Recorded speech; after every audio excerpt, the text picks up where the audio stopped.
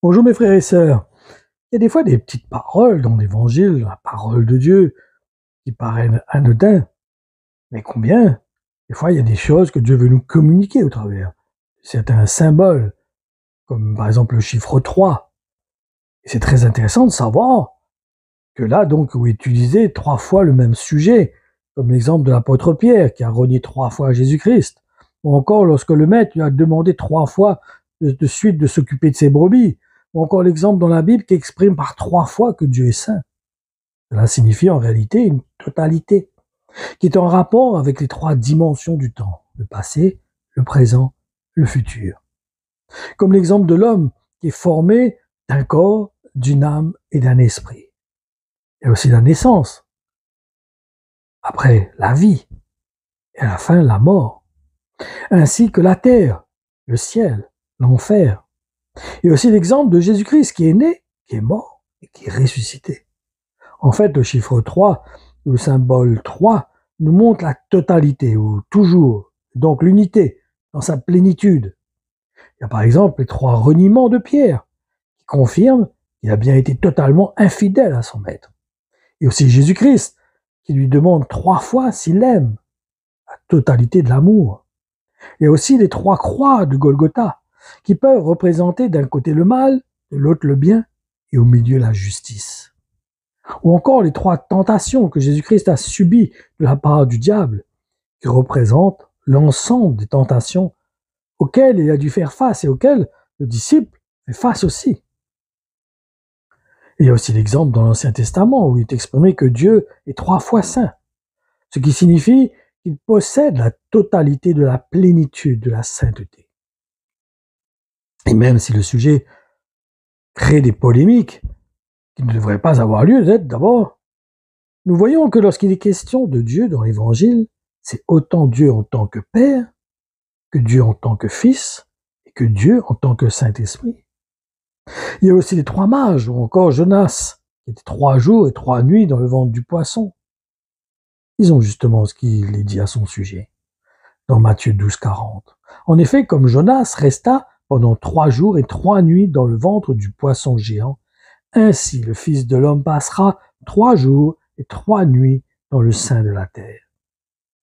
Dieu parle par 3 fois dans le Nouveau Testament. Il dit que Jésus-Christ est le chemin, la vérité, la vie. Que son ministère donc a duré 3 ans et qu'il a été crucifié à l'âge de 33 ans. Lors de la crucifixion, il y eut 3 heures de ténèbres sur toute la terre, de midi à 3 heures. C'est ce qui est dit dans l'évangile de Matthieu, au verset 27, au chapitre 27, et au verset 45.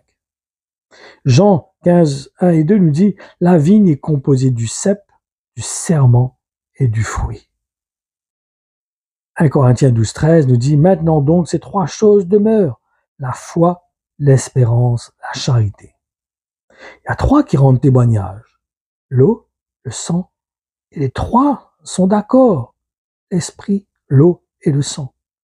Parole est dans 1 Jean 5, les versets 7 et 8.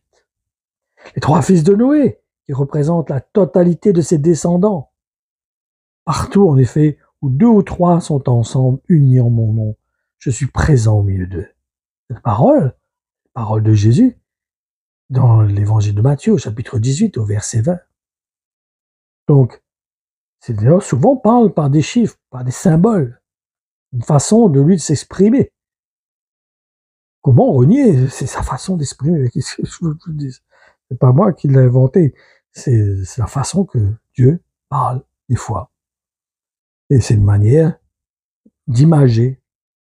Jésus disait souvent des paraboles, pareil, pour imager certaines choses, pour que nous puissions les comprendre et certains ne pas les comprendre.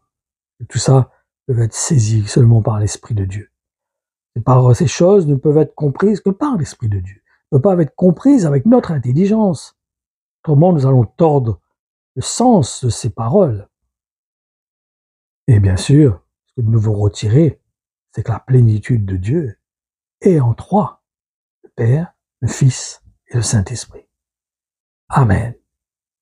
Seigneur, je te rends grâce de nous révéler tes voies, de nous révéler ton cœur, de nous révéler ta volonté. de nous révéler, Seigneur, ce que tu veux nous communiquer. Merci pour le Saint-Esprit que tu nous as donné, qui nous convainc, qui nous reprend, qui nous corrige. Seigneur, je te rends grâce pour ton amour, qui est fidèle, qui est glorieux. Seigneur, je veux te donner toute la gloire, au nom de Jésus. Seigneur, pour cette grâce que tu nous accordes, d'avoir part au salut, par le nom de Jésus-Christ, qui a donné sa vie pour nous. Merci, Père. Merci pour le Saint-Esprit que tu as envoyé dans nos cœurs. Reçois toute la gloire, Père, au nom de Jésus. Amen.